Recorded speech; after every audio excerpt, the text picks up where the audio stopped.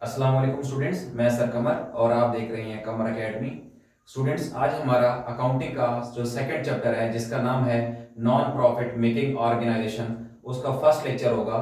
अच्छा students, non profit organisation कौन सी होती हैं? वो इदारे जो कि प्रॉफिट नहीं कमाती बल्कि उनका मेन मकसद होता है वेलफेयर, फलाह बहबूद। ठीक है, जैसे मुख्तलिफ स्कूल्स होते हैं, यूनिवर्सिटीज होती हैं, ठीक है ना, और मुख्तलिफ हॉस्पिटल्स वगैरह भी होते हैं।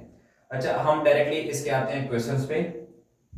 जो क्वेश्चन नंबर 1 है, इसमें हमारे पास कह रहे हैं from the following receipts and payments account for the year ended 31 December 2022 prepare the income and expenditure account. Students, हमारे पास जो नॉन प्रॉफिट मेकिंग ऑर्गेनाइजेशंस, इनका जो क्वेश्चन हम करेंगे उसका जो फॉर्मेट होगा वो कुछ इस तरह है। जो इनकम एंड एक्सपेंडिचर अकाउंट का जो फॉर्मेट होगा, हमने यहां लिख लिया पहले क्वेश्चन नंबर 1। ऊपर आप लिख लेंगे नाम, जो सोसाइटी होगी या जो हॉस्पिटल या जो भी लिखा होगा।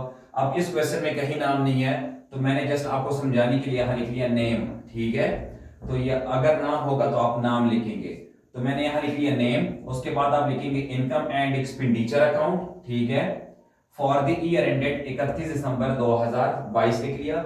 स्टूडेंट्स, उसके बाद मैंने लिखा है expenditures rupees, income rupees. Debit side पे एक्सपेंडिचर एक्सपेंस है जो इस इदारे के होंगे, और क्रेडिट साइड पे इनकम, जिसका एक और नाम क्या होता है, रेवेन्यू। ठीक है, तो अब इस इदारे का चूंकि मेन मकसद होता है प्रॉफिट ना कमाना बल्कि वेलफेयर, तो फिर भी जाहिर बात है इनके कुछ इनकम होती है, जिस तरह लोग इनको डोनेशन वगैरह देते हैं। ठीक है, तो अब अगर इनकी इनकम साइड बड़ी होगी, ठीक है, तो उसमें जब एक्सपेंस माइनस करेंगे तो उसको हम प्रॉफिट का नाम नहीं देंगे, बल्कि उसको हम नाम देंगे सरप्लस का। ठीक है, यानी इजाफी रकम। ठीक है ना, तो अब हम जरा इसको सॉल्व करते हैं। फॉर्मेट हमारे पास यही होगा। अब इस क्वेश्चन में हमसे पूछा गया है prepare the income and expenditure account. Students, overall इसमें साथ बैलेंस शीट भी पूछते हैं, लेकिन इस क्वेश्चन में बैलेंस शीट अभी नहीं पूछी, वो आगे क्वेश्चन में आएगी तो हम फिर बना लेंगे। तो इस क्वेश्चन में फिलहाल सिर्फ क्या पूछा हुआ है, इनकम एंड एक्सपेंडिचर अकाउंट। तो अब हम इसको सॉल्व करते हैं।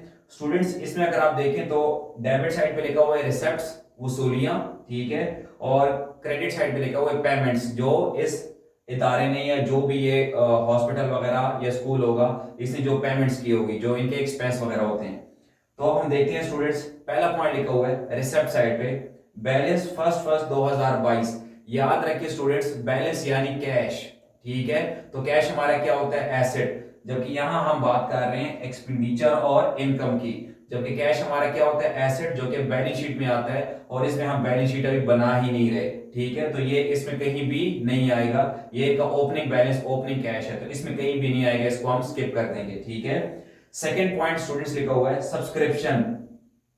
स्टूडेंट, सब्सक्रिप्शन का मतलब क्या होता है, जिन मेंबर्स ने मंथली या एनुअली इस इदारे का मेंबर बनने के लिए जो फीस वगैरह देते रहेंगे, ठीक है, उसको हम बोलते हैं सब्सक्रिप्शन। ठीक है, ये महीने के हिसाब से भी होता है या एनुअली, सालाना के हिसाब से भी। तो अब जिन मेंबर्स ने इदारे को जो सब्सक्रिप्शन देनी है, पैसा देना है, ठीक है, तो वो इस इदारे के लिए क्या होगा, जाहिर बात है क्या होगा, इनकम। ठीक है, क्योंकि पैसा इनके पास आएगा, तो हम यहां लिख लेते हैं इनकम साइड पे सब्सक्रिप्शन। ठीक है, और स्टूडेंट्स इसकी वैल्यू अभी मैं इनर कॉलम में लिख रहा हूं। ठीक है, अभी मैंने इसकी वैल्यू आउटर कॉलम में नहीं लिखी, मैं आपको बताऊंगा इसकी लॉजिक, इसकी वजह क्या है। फिलहाल आगे चलते हैं। नेक्स्ट पॉइंट स्टूडेंट्स लिखा हुआ है लाइफ मेंबरशिप फी, यानी किसी मेंबर ने या मुख्तलिफ मेंबर्स ने लाइफ मेंबरशिप फीस दी है, यानी पूरी जिंदगी के लिए उसने मेंबर बनने के लिए उसने पैसा दिया है, जो कि स्टूडेंट्स मोस्टली ये कंपनी के लिए लाइबिलिटी के तौर पे होती है। ठीक है, लेकिन यहां पे अगर आप देखें तो क्वेश्चन के एंड में लिखा हुआ है life membership fees to be credited to revenue. सबसे एंड में आखिरी सेंटेंस लिखा हुआ है, वो कह रहे हैं जो लाइफ मेंबरशिप फीस है इसको अपनी लाइबिलिटी में नहीं लिखना, ठीक है, बल्कि इसको अपने क्या बनाना है, क्रेडिटेड टू रेवेन्यू। रेवेन्यू यानी कि आपने इसको इनकम में लिख देना है। ठीक है, तो अभी हम लाइफ मेंबरशिप फीस को भी क्या बना देंगे, इनकम बना देंगे। ठीक है स्टूडेंट्स, जो कि वैल्यू है 1000। वैसे अगर यहां ये ना लिखा होता कि इसको रेवेन्यू बनाएं, तो याद रखिए स्टूडेंट्स, जब भी आपका लाइफ मेंबरशिप फीस का पॉइंट आएगा तो आप समझ जाइएगा ये हम बैलेंस शीट में लायबिलिटी वाली साइड लिखते हैं। ठीक है, उसके बाद नेक्स्ट लिखा हुआ है इंटरेस्ट, सूद वगैरह मिला है इदारे को, या इसने कहीं पैसे पे कोई इनको जो भी इंटरेस्ट वगैरह मिला है तो वो भी इनके लिए क्या है, इनकम है। उसके बाद स्टूडेंट्स एडमिशन फीस, किसी मेंबर ने एडमिशन के वक्त मेंबर बनने के वक्त, ठीक है, जो न्यू पार्टनर आ रहा है यानी कि मेंबर आ रहा है उसने एडमिशन फीस दी है तो वो भी हमारे लिए क्या है, इनकम है, ठीक है। तो ये हम एडमिशन फीस यहां लिख लेंगे 960। उसके बाद स्टूडेंट्स नेक्स्ट लिखा हुआ है MISC लिखा हुआ है यानी मिसलेनियस रिसेप्ट्स यानी कि देकर वसूलियां, ठीक है। अब स्टूडेंट्स ये भी हमारे लिए क्या है, इनकम है। नहीं तो आपको मैं शॉर्टकट एक लफ्ज बता दूं, जिस पॉइंट में लफ्ज आ जाए रिसेप्ट, तो रिसेप्ट का मतलब ही वसूली है यानी पैसा वसूल किया तो वो हमारे लिए क्या होगी, इनकम ही होगी। तो हम यहां लिख लेंगे मिसलेनियस रिसेप्ट्स, ठीक है स्टूडेंट्स। होप सो आपको समझ आ रही होगी। स्टूडेंट्स याद रखें ये चैप्टर मोस्टली स्टूडेंट्स को बहुत मुश्किल लगता है, लेकिन मैं आपको इसमें जरा शॉर्टकट ट्रिक्स बताऊंगा जिसको मैं बच्चों को बोलता हूं तावीज बताऊंगा, तो उससे आपके लिए चैप्टर बहुत ही आसान हो जाएगा। तो हमने ये लिख लिया मिसलेनियस रिसेप्ट्स, जिस तरह मैंने आपको अभी शॉर्टकट ट्रिक बताई कि जिस पॉइंट में लफ्ज लिखा हुआ रिसेप्ट समझ जाइएगा वो हमारे लिए क्या है, इनकम ही है। अच्छा नेक्स्ट पॉइंट लिखा हुआ है डोनेशन फॉर बिल्डिंग फंड। अच्छा स्टूडेंट्स डोनेशन का वैसे मतलब होता है कि किसी ने कोई गिफ्ट वगैरह के तौर पे हमें कोई पैसा वगैरह अतिया की है, ठीक है, या गिफ्ट के तौर पे दी है तो वो हमारे लिए होती है इनकम। लेकिन स्टूडेंट्स यहां लिखा हुआ है डोनेशन फॉर बिल्डिंग फंड, कोई बिल्डिंग के लिए फंड जमा हो रहा था तो उसके लिए किसी बंदे ने हमारे लिए हमें क्या दिया, डोनेशन की है।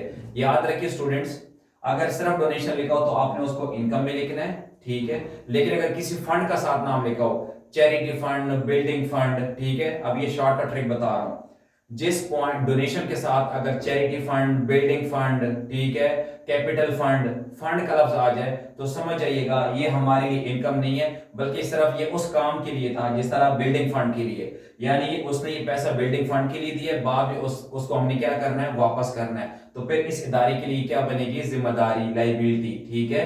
तो जो लाइबिलिटी कहां पे आते हैं, बैलेंस शीट में। तो फिलहाल हम इस पैसे में बैलेंस शीट नहीं बना रहे, ठीक है, तो लाइबिलिटी बैलेंस शीट में आती है, तो फिर डोनेशन फॉर बिल्डिंग फंड इसमें नहीं आएगा, इस पॉइंट को हम क्या कर देंगे, स्किप कर देंगे, ठीक है। तो शॉर्टकट ये बात है स्टूडेंट्स, जब भी डोनेशन के साथ किसी फंड का लफ्ज आ जाए तो समझ जाइएगा वो पैसा हमने वापस भी करना होगा, जो कि बैलेंस शीट में लाइबिलिटी में आएगा, वो इनकम में फिर नहीं आएगा। अगर किसी फंड का लफ्ज नहीं लिखा तो फिर आप उसको इनकम में लिख लें, ठीक है। तो इसको हमने स्किप कर दिया। अब स्टूडेंट सामने आते हैं पेमेंट साइड पे, लिखा हुआ है सैलरीज एंड वेजेस, जो कुछ एम्प्लॉइज वगैरह रखे होंगे उनको इस इदारे ने क्या दिए होंगे, सैलरीज वगैरह, जो कि हमारे लिए एक्सपेंस बनेंगे, ठीक है। हमने लिख लिया सैलरीज एंड वेजेस 2200।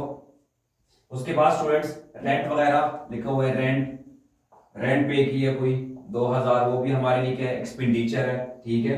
उसके बाद स्टूडेंट्स जनरल एक्सपेंस, नाम से पता चल रहा है ये रोजमर्रा के कुछ अखराजात होते हैं, ठीक है, सेलिंग वगैरह पे आते हैं, तो ये हमारे लिए स्टूडेंट्स 2200 ये भी है, ठीक है। उसके बाद स्टूडेंट्स फर्नीचर, अब फर्नीचर हमारा क्या होता है, एसेट, जो कि कहां पे आता है, बैलेंस शीट में, जबकि यहां तो बैलेंस शीट नहीं बना रहे, तो स्टूडेंट्स इसको हम स्किप कर देंगे। फर्नीचर की वैल्यू है कितनी, 3200, इसको हम स्किप कर देंगे। Next point students printing expense, ये भी हमारे लिए क्या है, एक्सपेंडिचर में आएगा, ठीक है, प्रिंटिंग एक्सपेंस जो कि 500 है। उसके बाद स्टूडेंट्स वो कह रहे हैं रिपेयरिंग चार्जेस, तो ये भी हमने एक्सपेंस वगैरह की है, तो ये भी हमारे लिए क्या है, एक्सपेंडिचर में आएगा 600। उसके बाद स्टूडेंट्स बैलेंस 3112, जिस तरह मैंने आपको स्टूडेंट्स फर्स्ट पॉइंट में बताया था, balance first opening balance, opening cash जो कि हमारा एसेट था, उसी तरह ये क्लोजिंग कैश है क्लोजिंग डेट के लिहाज से, तो ये हमारे एसेट में आता है जो कि यहाँ नहीं है, तो इसको हम क्या कर देंगे, स्किप कर देंगे। ओके स्टूडेंट्स, अब नीचे कुछ पॉइंट्स दिए हैं उस पे आ जाते हैं। लिखा हुआ है पहला point, the subscription in arrears amounting 1400। Student subscription के नाम पे जो हमने पैसा लिया था मेंबर से, जो कि हमारे लिए क्या था, इनकम, उसकी वैल्यू मैंने कहा लिखी थी अंडर, क्योंकि वो कह रहे हैं सब्सक्रिप्शन इन एरियर्स अमाउंटिंग 1400 रुपया, वो कह रहे हैं मेंबर से 1400 रुपया इन एरियर्स बकाया है, यानी अभी उनसे और 1400 रुपया लेना है। इट्स मीन हमारी जो इनकम है वो क्या होगी, बढ़ेगी, तो इसलिए हम क्या कर देंगे, इसमें यहां लिख लेंगे प्लस सब्सक्रिप्शन, ठीक है, इन एरियर्स, बेशक आप यही नाम लिख लें, इन एरियर्स, ठीक है स्टूडेंट्स। हम क्या कर देंगे, ये जो एरियाज है जो हमने अभी उनसे और लेने हैं वो हम इसमें क्या कर देंगे, ऐड कर देंगे। ठीक है स्टूडेंट्स, तो 6520 में क्या कर देंगे, ये 1400 रुपया हम इसमें ऐड कर देंगे, जो कि ऑलमोस्ट हमारे पास वैल्यू बन जाएगी 7950। ठीक है, उसके बाद स्टूडेंट्स वो कह रहे हैं डेप्रिसिएशन ऑन फर्नीचर इज 10%। वो कह रहे हैं फर्नीचर की वैल्यू 10% डिप्रिसिएट कम कर दें, यानी हमने फर्नीचर को इस्तेमाल किया होगा तो कह रहे हैं उसकी वैल्यू 10% कम कर दें। तो स्टूडेंट्स वो जब उसकी वैल्यू कम करेंगे तो हमारी इनकम तो नहीं बनेगी, बल्कि वो हमारे लिए क्या बनेगा, एक्सपेंडिचर। ठीक है, तो हम यहां लिख लेंगे डेप्रिसिएशन ऑन फर्नीचर। ठीक है स्टूडेंट्स, अब फर्नीचर की वैल्यू तो हमने कहीं नहीं लिखी थी क्योंकि वो हमारा एसेट था, लेकिन कह रहे हैं जो उसकी 10% वैल्यू कम करनी है, तो जब कम करनी है तो हमारे लिए वो खर्चा हो जाएगा, उसकी वैल्यू कम हो जाएगी। तो हम स्टूडेंट्स क्या करेंगे कि जो फर्नीचर की वैल्यू थी 3200, उसका 10% ले लेंगे। ठीक है, जो 10% आएगा 320, ये हमारे लिए हमने इस्तेमाल कर लिया, तो ये हमारे लिए कहां लिख लेंगे, एक्सपेंस साइड पे। ठीक है स्टूडेंट्स, और लास्ट पॉइंट में वो कह रहे थे life membership fees to be credited to revenue. वो जो पॉइंट था कि लाइफ मेंबरशिप फी को आपने कहां लिखना है, इनकम में, यानी रेवेन्यू बनाना है। ठीक है स्टूडेंट्स, तो अब हमने क्या कर लिया, जितने पॉइंट्स स्किप करने थे वो स्किप कर दिए, बाकी जो हमने एक्सपेंस और इनकम के पॉइंट्स है वो हमने सारे लिख लिए। ठीक है स्टूडेंट्स, अब क्या करेंगे, हमने अब बाद में पेपर में भी आपने ऐसे ही करना है, जब सारे पॉइंट्स आप लिख लेंगे, अब आपने देखना होगा कि यार ये मेरी इनकम साइड बड़ी है या एक्सपेंस साइड। आपने क्या करना है, शॉर्टकट तरीका बता रहा हूं, आपने इनकम के जितने पॉइंट्स हैं उनके वैल्यूज को ऐड करके कहीं रफ में लिख देना है पेपर में साइड पे, और एक्सपेंस वालों को भी आपने ऐड करके लिख देना है, और फिर आपने देखना है कि दोनों में से साइड कौन सी बड़ी है। ठीक है, मोस्टली वैसे इनकम साइड बड़ी होती है, लेकिन आपने फिर भी जज कर लेना है, दोनों को अलग अलग प्लस करके देख लेना है कि साइड कौन सी बड़ी है। तो स्टूडेंट्स हमारे पास अब यहाँ इनकम साइड बड़ी है। ठीक है, तो हमने इनको क्या कर देना है, प्लस कर देना है। और स्टूडेंट्स इनको जब प्लस किया था ये 7920 था। ठीक है, सॉरी मैंने यहाँ पहले 7950 लिख दिया था। अच्छा स्टूडेंट्स, इनको हमने इनकम साइड हमारे पास बड़ी थी, इनको जब हमने सम किया तो ये वैल्यू बन गई 10,800। तो हम क्या करेंगे, जो साइड बड़ी होगी उसको हम दोनों तरफ लिखेंगे। ठीक है, तो 10,800 को इधर भी लिख लेंगे और इधर भी लिख लेंगे। ठीक है स्टूडेंट्स, अब इसमें से क्या कर देंगे, ये सारे माइनस कर देंगे। ठीक है स्टूडेंट्स, इस वैल्यू में से ये सारे एक्सपेंस के वैल्यूज हम बारी बारी माइनस कर देंगे। ठीक है, तो स्टूडेंट्स 10,800 में से हमने ये सारे एक्सपेंस बारी बारी माइनस करके हमारे पास वैल्यू आ गई, जो क्वेश्चन में आंसर है 2980। ठीक है, ये बिल्कुल एग्जैक्ट बुक की तरह आंसर आ गया। अब स्टूडेंट्स हमारे पास इनकम साइड बड़ी थी, और मैं आपको बता चुका हूं ये वो इदारे होते हैं जो कि प्रॉफिट के लिए काम नहीं करते, इसलिए जो इनकम साइड बड़ी आएगी तो फिर हमने प्रॉफिट की जगह नाम लिखना है सरप्लस। ठीक है, यानी इजाफी रकम। तो स्टूडेंट्स ये हमारा आंसर आ गया, और यहां तक हमारा ये फर्स्ट लेक्चर था।